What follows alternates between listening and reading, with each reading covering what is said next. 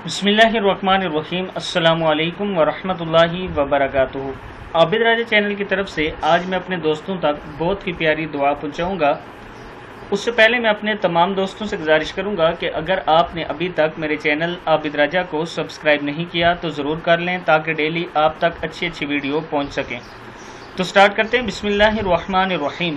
हज़रत अबू दर्दा रज़ी अल्लाह ताला अन्हु फरमाते हैं कि जो शख्स सुबह शाम 7 मरतबा ये दुआ पढ़े और यकीन के साथ या बग़ैर यकीन के पढ़ ले तो अल्लाह ताला इसके हर अहम मसले की कफ़ालत फरमाएंगे।